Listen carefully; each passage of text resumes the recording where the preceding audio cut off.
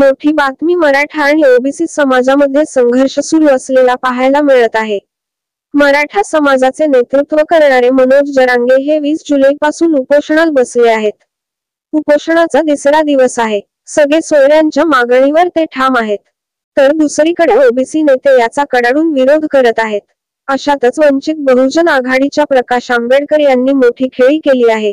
राज्यात जेव्हा मराठा आणि ओबीसी समाजाकडून आंदोलन सुरू असताना आंदोलनाच्या ठिकाणी त्यांनी भेट दिली होती।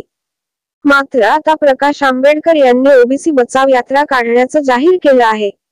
विशेष म्हणजे या यात्रेला आंबेडकरांनी मंत्री छगन भुजबळ यांना निमंत्रण दिलं आहे। ओबीसी आरक्षण बचाव यात्रा 25 जुलैला चैत्यभूमी मुंबई येथून सुरू होणार असून त्याच दिवशी पुण्यातील महात्मा फुले वाड्यालाही भेट देण्यात येणार आहे। राज्यातील अनेक जिल्ह्यातून ही यात्रा जाणार आहे। तसेच ओबीसी आरक्षण बचाव यात्रेत सहभागी होणाऱ्यासाठी ओबीसी आंदोलकांसह महाराष्ट्रातील काही बड्या नेत्यांनाही निमंत्रण पाठवण्यात येणार असल्याची माहिती आहे। मराठा आरक्षणाचा मुद्दा चिघळला होता। मनोज जरांगे यांनी चलो मुंबईचा नारा देत मराठा समाजासह मुंबईच्या दिशेने निघाले होते।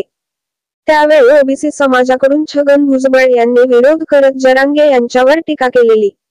दोघांमध्ये वाक्युद्ध सुरू होतं। दोघेही एकमेकांवर एकेरी भाषेत बोलत खोचक अशा टीका करत होते ज्या अजूनही सुरू आहेत। मराठा समाजाला आरक्षण द्या पण ओबीसी मधून न देता वेगळे द्या आमचा त्याला विरोध नसल्याची छगन भुजबळ यांची भूमिका आहे। पण आता मराठा समाजाला सगळे सोयऱ्यांची मागणीसाठी जरांगे माघार घ्यायला तयार नाहीत। त्यामुळे आता वातावरण आणखी तापण्याची शक्यता आहे।